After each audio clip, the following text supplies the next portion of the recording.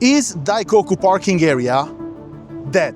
Is the JDM dream dead with it? Daikoku isn't dead. It still has a pulse, but it might die if we don't do something about it. 敷地の中に入ろうとする外国人観光客の姿も。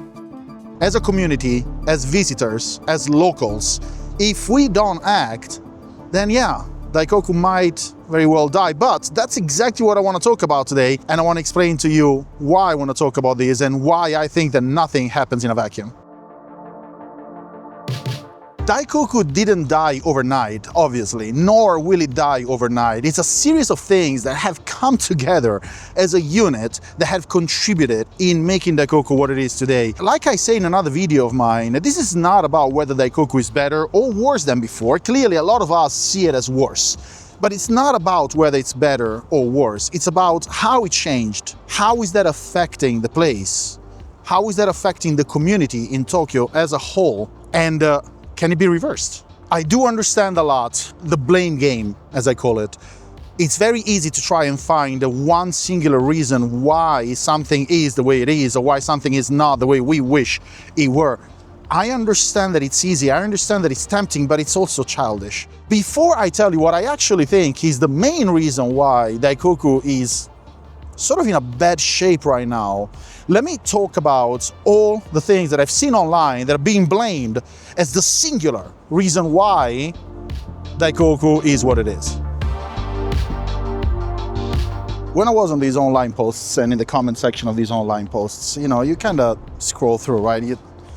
You shouldn't, but you do. And, you see that people are blaming foreigners, people are blaming tourists, people are blaming locals, and locals are divided between Japanese and non-Japanese. People are blaming the white plates, the American soldiers who were stationed here in Japan. People are blaming the influencers. The people, of course, are blaming it on false information.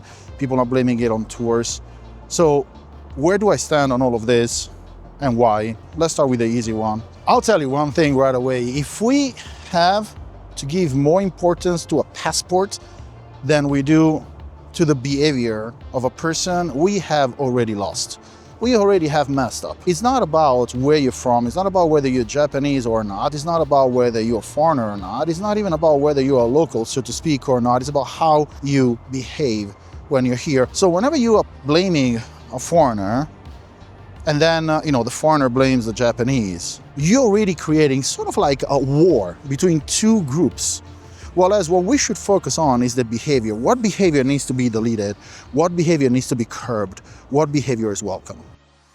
Then here's the other category that really gets blamed, is the influencers. Oh my God, it's the influencers' fault who have made Daikoku into a mess. Okay, I can argue with that. I can argue that if influencers had not existed, then nobody would have known about Daikoku. And if nobody had known about Daikoku, then most likely Daikoku would have not become what has become now, right? By the way, you hear that? That revving? Guess what? Who do you think is doing that? Is it Japanese? Is it a foreigner? Is it an influencer?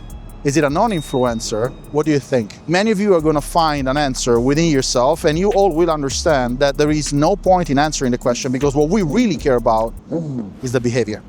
Going back to the influencer thing, when I started creating content about Daikoku, there were literally 3 to maybe 4 quote-unquote car-related influencers in Japan that were big enough to actually have content that was being watched. I was one of the biggest ones.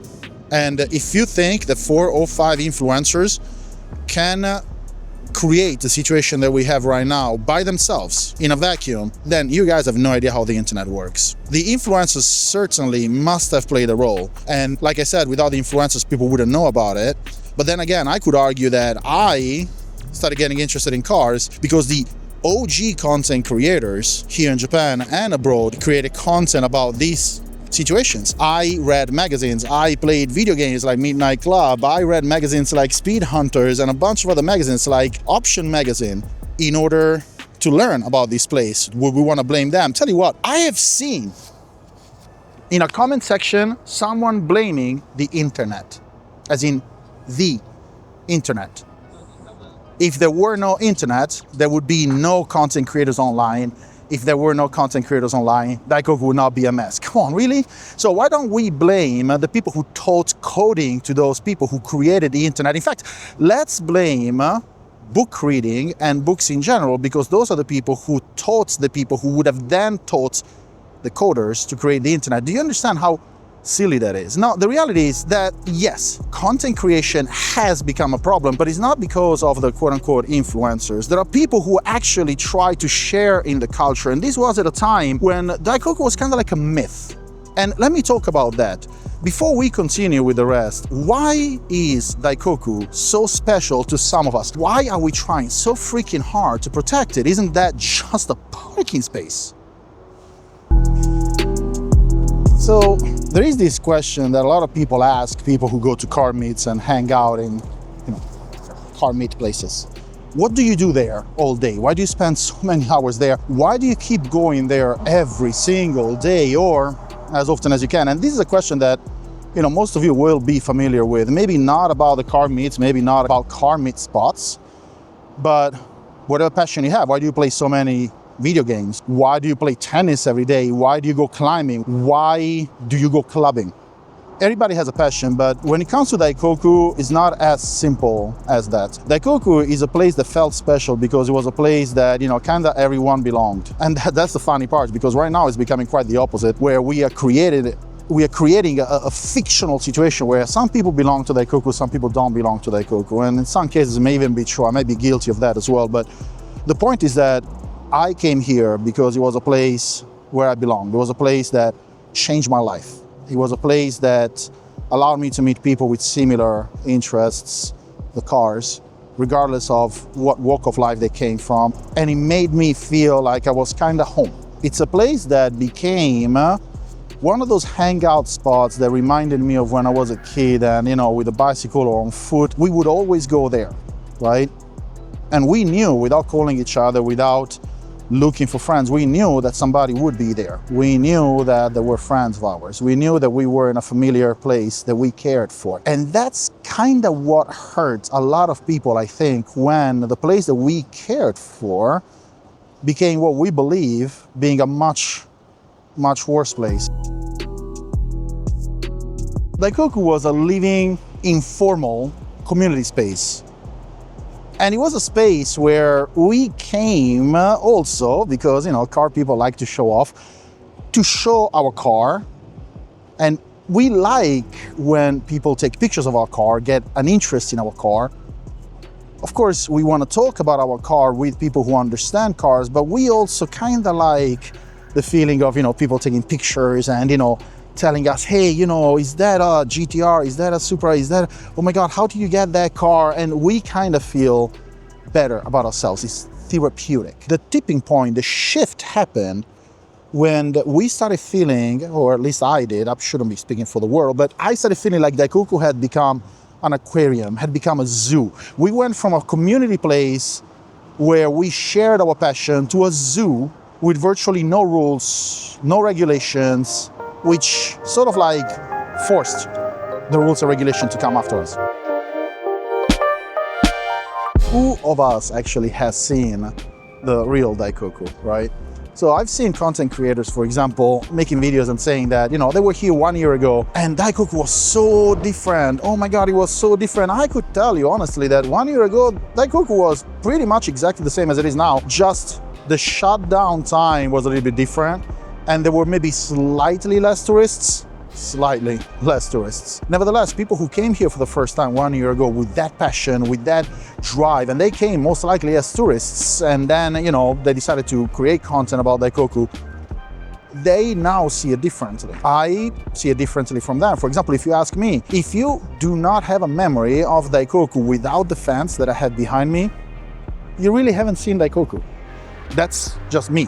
Right? You haven't seen what I call the real Daikoku. I can guarantee you that if you talk to people that used to be here since 10 years ago, they will tell you that I haven't seen the real Daikoku. And I can guarantee you that if you talk to people that were here 20 or 30 years ago, they would say that the people who came here 10 years ago haven't seen the real Daikoku. The thing is, Daikoku has evolved and has changed in time, just like the car culture has changed and it has evolved, just like we have changed. You know, the people that came here when they were 20 years old, and then they come here now that they are 40, 45 years old. I mean, they have changed. Their perception has changed. The bottom line, though, is that all the people that are trying to defend this place are attached to this place. For one reason or another, because of one memory or another, because of one experience or another, we all are trying to protect this place. Well, not all, but many of us. Another thing that people blame is the WA plates. WA plates, for those of you who don't know, is a rental, right? Rentals have created ease of access, which means that more people can come here, but they come here with an extra car and they come here as tourists.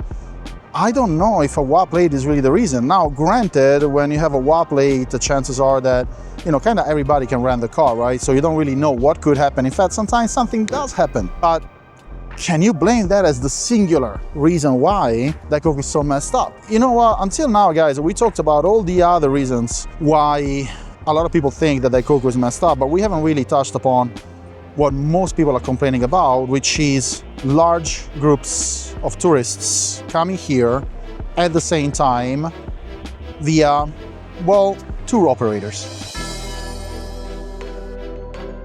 Are the tours the issue? Well, they're not the issue, but they definitely are an issue. The only thing, though, is that I'm about to surprise a lot of people because I don't see it as many tour haters see it.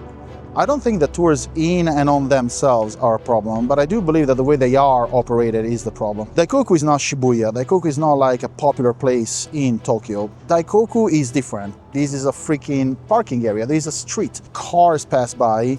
You cannot stand everywhere you want. You cannot do whatever you want. You cannot jump on people's cars that are not yours. You cannot treat these like a zoo, like I said before. So the main issue really is not the fact that people come here or that people are brought here, is that people come here and they are brought here and they have no concept whatsoever on how to behave. Granted, common sense goes a long way, but also you guys know that common sense is not that common. What I do believe, though, is that things could have been contained had people been taught beforehand how to behave. The other main issue is that big operators bring here 100, 150 people a pop.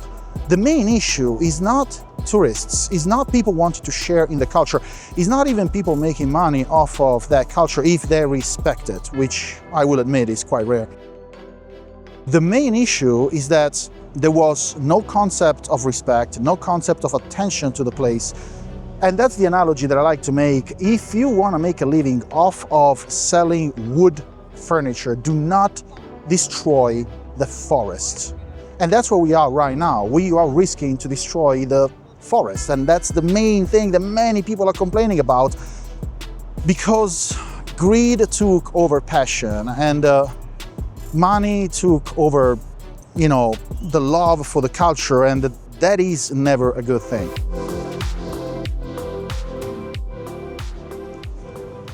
I was right here about 3 days ago. My buddy from Australia was visiting. I hadn't seen him in 2 years. So we came here and, I was pulling up, and there was a young lady who I can only assume was the queen of the world, who was standing right in the middle of the street.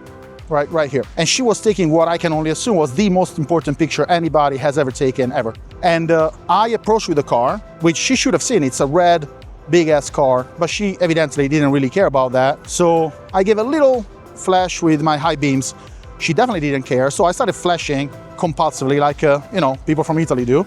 That also didn't seem to really have an effect, to which I revved quite hard, to which she absolutely did not care. She gave me a little bit of a look, just a little bit of a look, to let me know that she knew I existed, but didn't really seem to give two craps about it. So I honked, which is something that I hate doing.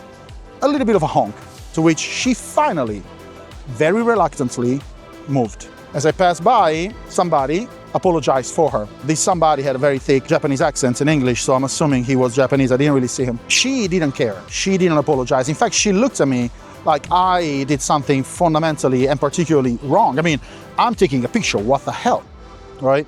And that's the whole point of the behavior thing. That's just one example. But there was also a time that I was, trying to actively change that behavior. Like I would go to people flying their drone, for example. By the way, if you don't know that flying a drone next to a highway, close to an airport, in front of the police station, in a crowded area is wrong. Anyway, outside of the drone itself, I try to curb the enthusiasm of certain people, like, people standing in the middle of the street, or, when the police would pass by warning people to remove themselves from the middle of the street because it's dangerous, I would try to translate, and I would try to tell people, hey guys, this is what they're saying, you need to move. And people were laughing at me and stuff. I ended up on some videos as well, quote unquote, yelling. I was scolding, I wasn't really yelling. Somebody who was flying a drone in front of the police station. And at one point I just lost hope, I'll be honest. At one point I thought it was too much, it was overwhelming. Now I'm hoping that I was wrong in losing hope. I'm hoping that there is something that we can actually do.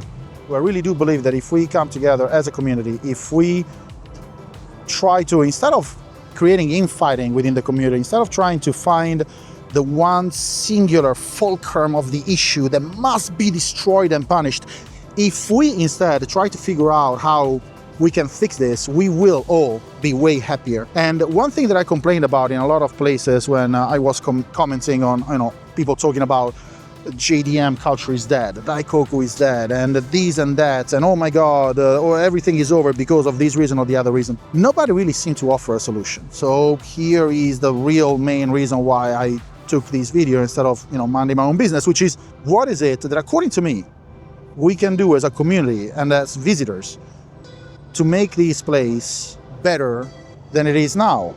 That is, of course, assuming that you think that the place could be better. I didn't make this video trying to point finger at whose fault it is. The reality of things is that if you have not understood by now, I don't think any one person or any one group of people is at fault. I do believe that there has been a series of events and a series of situations that have compounded into creating a situation that a lot of us don't like.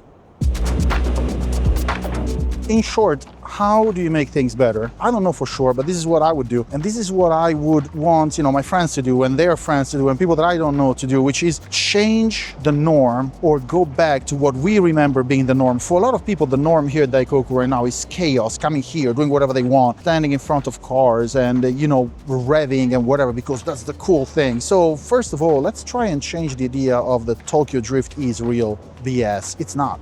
Tokyo Drift is not real. It can't be real. If it were real, there would be a lot more trouble here. And especially if you come to Daikoku, don't look for the Tokyo Drift experience. Instead, treat it like it's a place where you can learn. This is not only for visitors. In fact, this is especially for locals who may or may not bring visitors here. And I essentially categorized what we can do into 5 fundamental, simple rules. And then I'll expand on that. And if we can't agree on those 5 simple rules, according to me, we don't even deserve this place. I took notes. Keep the lanes clear. Flow of cars is sacred. The singular thing that pisses off the cops the most, rightfully so, and the drivers, if I'm being honest, me too, is when people block traffic. Do not block traffic. Don't stand in the middle of the road. That picture can wait another 5 seconds, I promise you. Don't swarm the really cool car that you just saw pulling in. There's no point in attacking a car. They are parking here, that's why they came. You're gonna see that car. Don't swarm it. Don't create dangerous behavior, and don't create a situation where more and more people are gonna crowd and block traffic.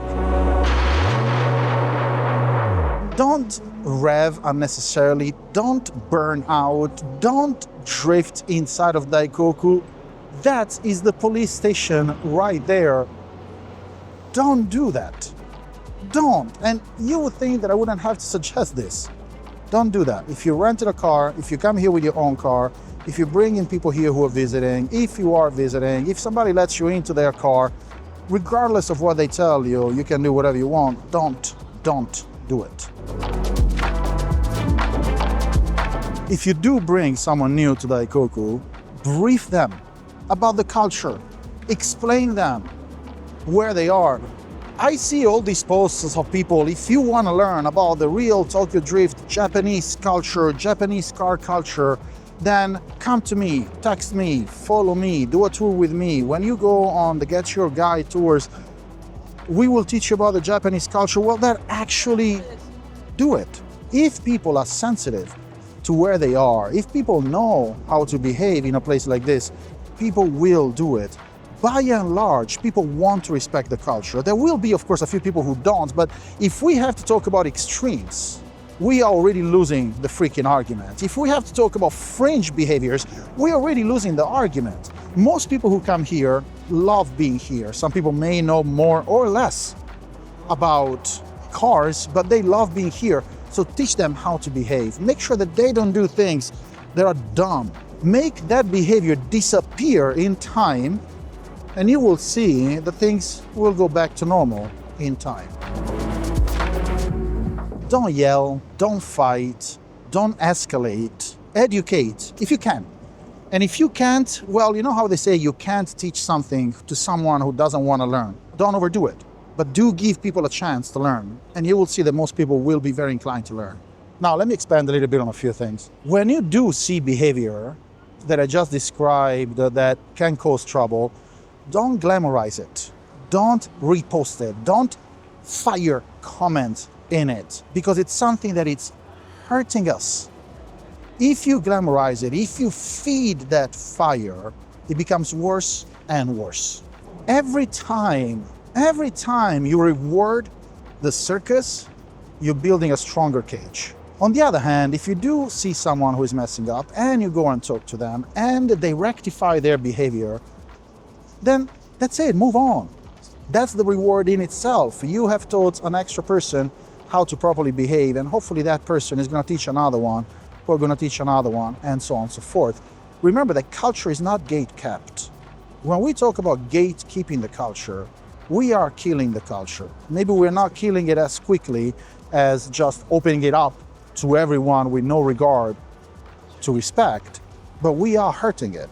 Look inward a little bit, and you were once the person who wanted to be part of the culture and didn't know how and didn't know about it. And then you learned, maybe because somebody taught you, maybe because you did some research, maybe because you made an effort and did it. I don't know how you did it, but you did do it. And now you are part of the people that want to protect that culture, so do it.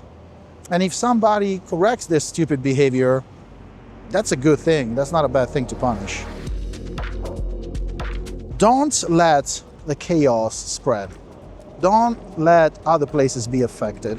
We gather in other places, one of which everybody knows about, and some other places we don't really share. But we are almost afraid of sharing because we don't want it to become like Daikoku. So do not spread that, because I'm not saying gatekeep the place, it's actually quite the opposite. If you teach enough about the culture so that positive behavior becomes the norm and negative behavior becomes frowned upon, then the other places will be safe as well. And also remember that what we love about the culture is not one place. What we love about the culture, is the people, is the cars, is the vibes, is the feelings that we have, is the discovery. That is the culture. The culture is not bound to any one place. The culture is not bound to any 2 or 3 or 5 or 100 places. The culture is what we make it. Now, I want to protect this place because I'm nostalgic, and probably you are too. But in reality, the place doesn't define the culture. And that's why I was telling you, Daikoku may die if we don't do something about it, and I really hope to God that it doesn't. But even if it were to die, the culture is not going anywhere. The JDM is not going to die because we make the culture. That's a bonus thing.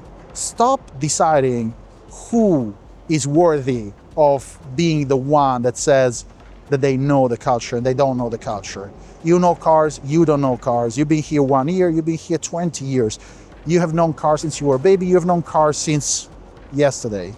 You are welcome in the culture because you have the same passion that I have and that we have. It's just that you may have a little bit less of a knowledge, or I have less of a knowledge than somebody else, and sure as hell they have less of a knowledge than somebody else. Oh, this reminds me of when this was the chaos at Daikoku. There is a video, like we used to park there. There were like a bunch of these things all the way parked there, and then the police and people were dancing and shit. Oh my God! the fields, but you see the chaos was there. It was just a different chaos. Do you want to see inside? Is it okay? God bless you! Oiga, Bruno! Ay, esto está hablando. Oh, fuck, I tell you what, do you want to sit at the driver's seat? Sí, en serio. Really? Ay, can I hide you? Sure. Tell me that's not awesome. That's so cute. So you're not a tourist. You actually live here. Yes, And- I'm half Japanese. And you still get so excited about all of this. Oh man! Oh, I see! Of course! Do you see this beauty? Yeah, I Do you do. see this beauty? And do you see like cars coming here and people, and that's how you make friends? Here, like I get excited. No, I can't shut up. I could have not planned this better for my video, I swear to God. You made such a great point because I was talking just about that not 3 minutes ago. Really? Yes. Oh, God, Jesus, love you. Yeah, you know, like that's how you make friends here with foreigners. You get to see like cars and beautiful, like, and this handsome guy, Italian too, the Peruvian guy too. Like, you know, it's amazing. Like, cars is cars. It's my life. I love cars.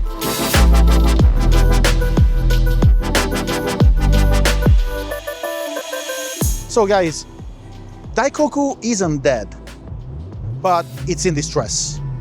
And if we don't do something, it might die. This is not Japanese versus foreigner, local versus non-local, influencer versus non-influencer. This is people who love Daikoku and the culture versus people who don't care about Daikoku and the culture. Create that dichotomy if you want to create any kind of dichotomy. Stop acting like an audience, start acting like a community. Help each other out, make the community stronger, make the culture stronger, make the culture more known and more respected at the same time. If you like them, share those suggestions that I gave you. If you think that there are more suggestions to learn about, to teach other people, put it down here in the comment. If you think that this video can help, share it, like it, comment on it, tell me what you think. In the meantime, guys, this is Lucio, aka Italian in Japan of RPM Generation. Stay safe.